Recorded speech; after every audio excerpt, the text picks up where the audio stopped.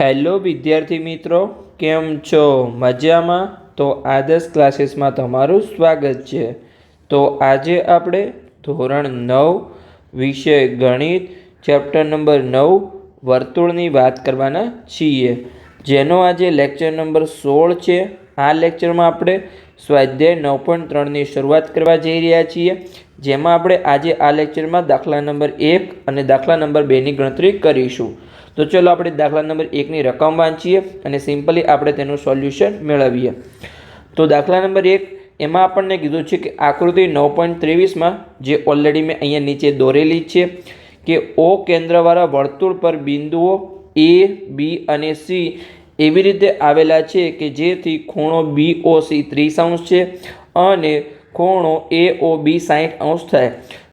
જો ABC સિવાયના વર્તુળ પર બિંદુ D હોય તો એ ખૂણો ADC શોધો. એટલે કે અહીંયા 3 બિંદુઓ છે A, B અને C. એ એવી રીતે આવેલા છે કે જે આપણા ખૂણો છે, જેમ કે ખૂણો AOB એ 60° છે, BOC એ 30° છે. આવી રીતે બે ખૂણા છે.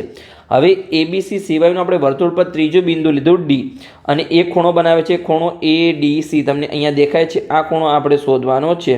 સાવ સિમ્પલ દાખલો છે, તમને ખાલી એક જ સ્ટેપમાં તમને સમજાવી દઉં. જો અહીંયા આ શું છે, આ ડી બિંદુ પર કયા બે બિંદુઓ દ્વારા રચાતો ચાપ ખૂણો બનાવે છે? તો આ જે AC ચાપ છે એ અહીંયા ડી બિંદુ પર ખૂણો બનાવે છે.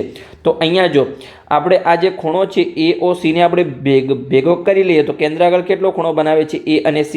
તો 60 અને 30 ટોટલ તમારો 90° ખૂણો બનાવે છે એ કેન્દ્ર આગળ.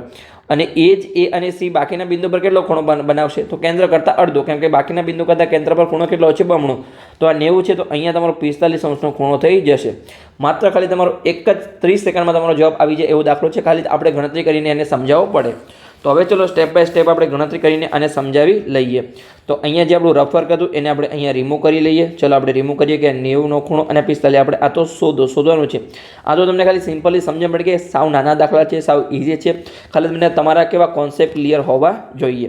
તો ચલો આપણે લખીએ કે આ જે આપણા બંને ખૂણા છે, ખૂણો AOB અને BOC શું છે? આસન કોણ છે? તો આપણે એનો સરળ થશે અને ખૂણો AOC બનશે. તો આપણે અહીંયા લખીશું કે અહીં ખૂણો AOB અને ખૂણો BOC આસન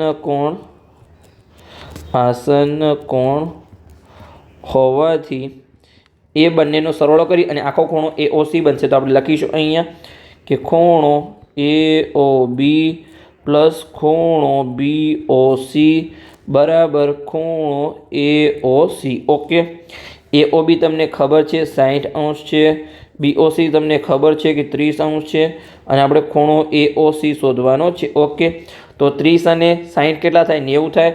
તો ખૂણો AOC આપણને કેટલો મળશે? અહીંયા 90° મળી ગયો. ઓકે, તો આ આપણને આખો ખૂણો મળ્યો જે A અને C દ્વારા કેન્દ્ર આગળ ખૂણો રચાય છે.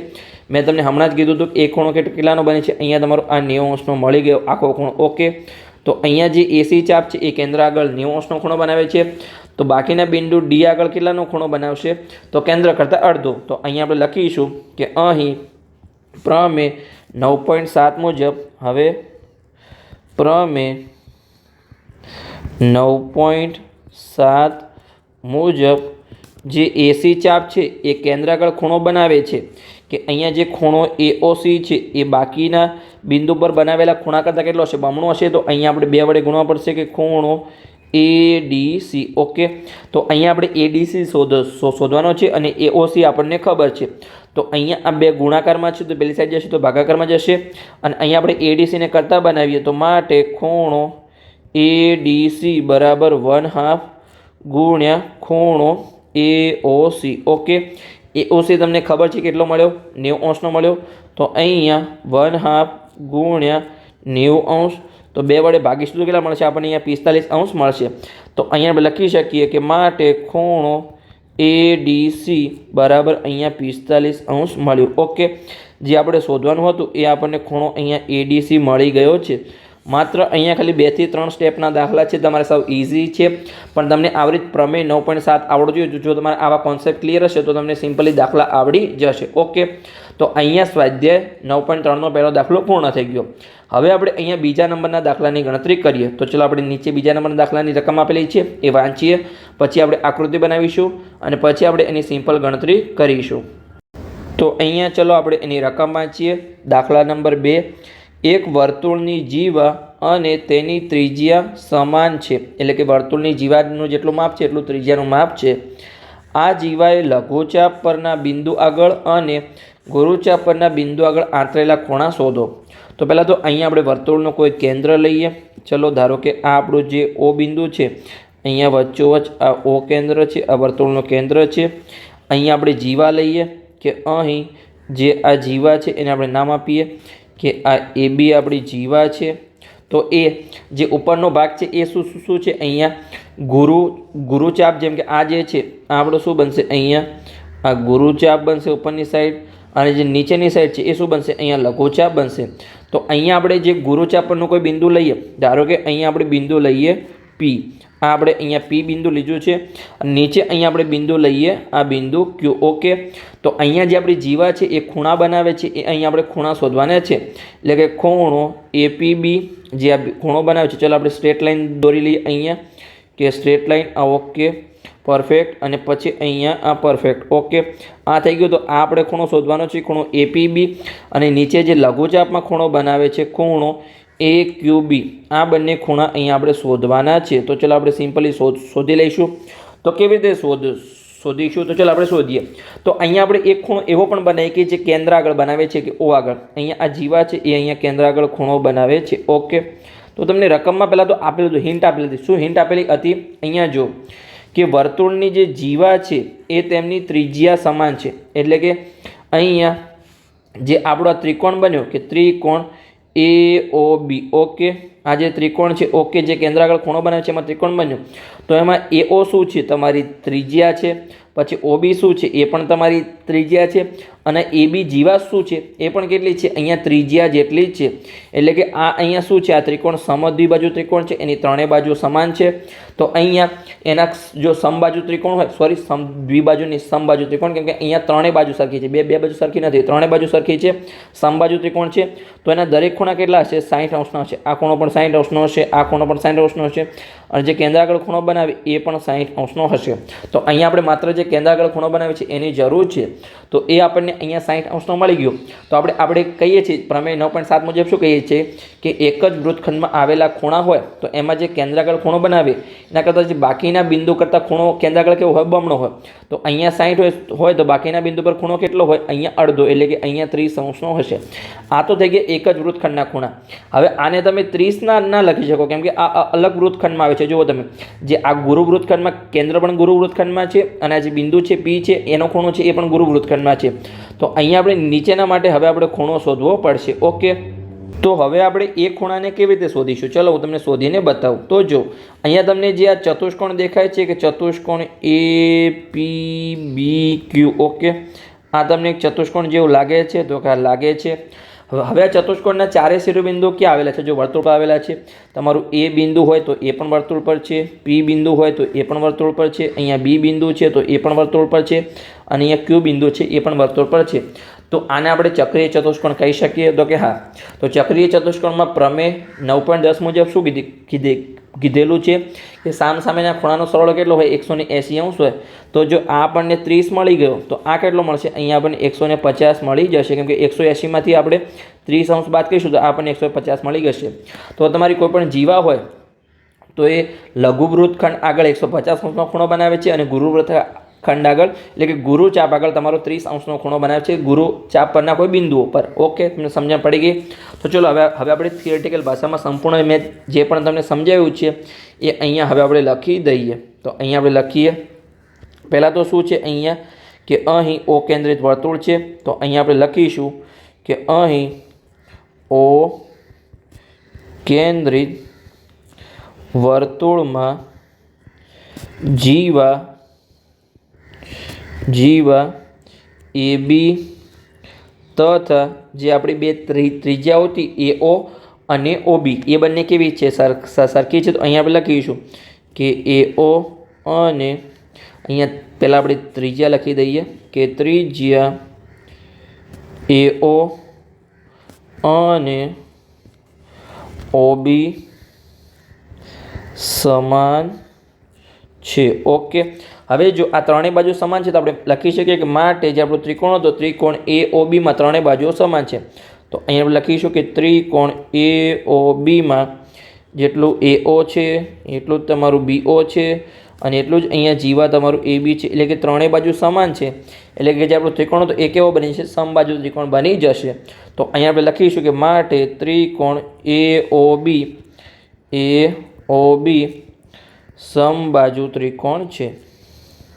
સમબાજુ ત્રિકોણ છે. ઓકે, હવે જો સમબાજુ ત્રિકોણ હોય તો એના ત્રણેય ખૂણા કેટલા હોય? આપણા 60 અંશના હોય. પણ અહીંયા આપણે માત્ર જે કેન્દ્ર આગળ ખૂણો આંતરે છે એની જરૂર છે. તો અહીંયા આપણે લખીશું કે ખૂણો AOB કેટલો છે? અહીંયા 60 અંશનો છે. તો આ સમબાજુ ત્રિકોણ છે માટે ખૂણો AOB બરાબર અહીંયા 60 અંશનો ખૂણો છે. ઓકે, હવે જો આ 60 અંશનો ખૂણો થાય તો જો આ જે એક જ વૃત્તખંડમાં આવેલા હોય એમાં જે કેન્દ્ર પર આંતરેલો ખૂણો હોય જીવાય એના કરતાં બાકીના બિંદુ પર આંતરેલો ખૂણો કેટલો હોય? અડધો હોય.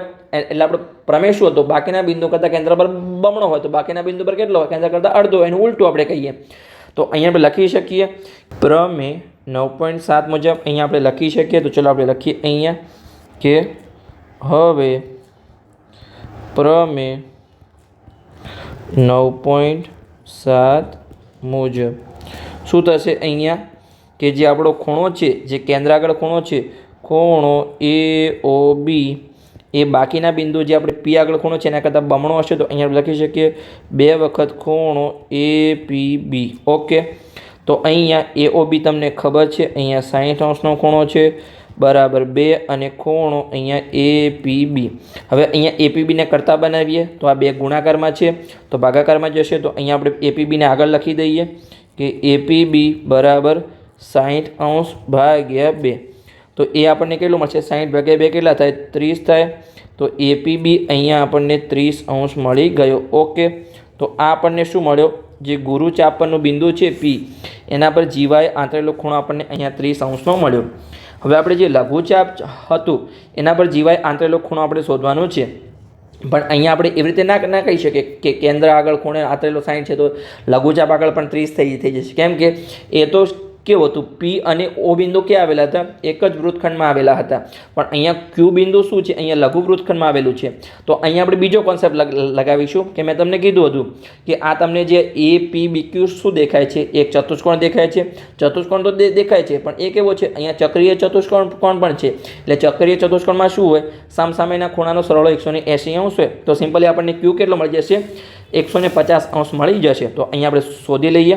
તો ચલો અહીંયા આપણે લખીશું કે અહીં ચતુષ્કોણ, ચાલો આપણે લખીએ કે ચતુષ્કોણ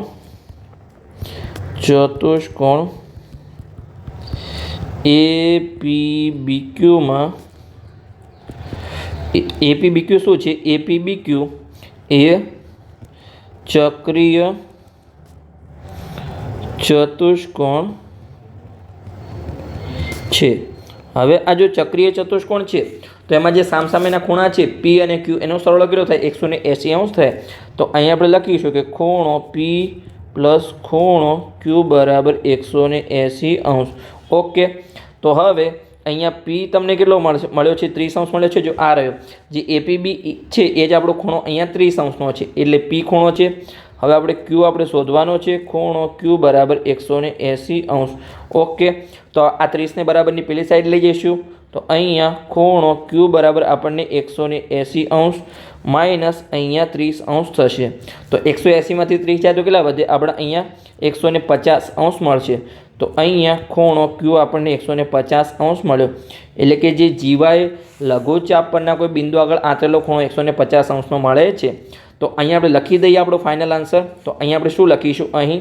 તો ચલો આપણે ફાઇનલ આન્સર લખી દઈએ કે જીવાએ લઘુચાપ પરના બિંદુ આગળ જે આંતરેલો ખૂણો છે એ કેટલો છે? ખૂણો ક્યુ બરાબર 150 અને જે ગુરુચાપ ચાલો આપણે સરખી રીતે લખી દઈએ અહીંયા કે ગુરુચાપ પરના બિંદુ આગળ જે ખૂણો છે ખૂણો પી આપણને 30° ખૂણો આંતરે છે તો અહીંયા લખીશું કે 30°નો ખૂણો આંતરે છે, જીવા ખૂણો આંતરે છે. ઓકે, તો આપણે અહીંયા એકલું ખાલી જીવા રાખીશું કે જીવા લઘુચાપ પરના બિંદુ આગળ ખૂણો ક્યુ 150°નો અને ગુરુચાપ પરના બિંદુ આગળ ખૂણો પી 30°નો ખૂણો આંતરે છે. ઓકે, તો આ તમને સિમ્પલી જવાબ મળી ગયો. તો અહીંયા આ લેક્ચરમાં આપણે સ્વાધ્યાય 9.3ની શરૂઆત કરી, જેમાં આપણે દાખલા નંબર 1 અને દાખલા નંબર 2ની ગણતરી કરી. તો લેક્ચર સારો લાગ્યો હોય તો ચેનલને સબસ્ક્રાઈબ કરજો અને તમારા મિત્રોને વિડીયો શેર કરજો, તો એમને પણ સરળ ભાષામાં ગણિત શીખવા મળે.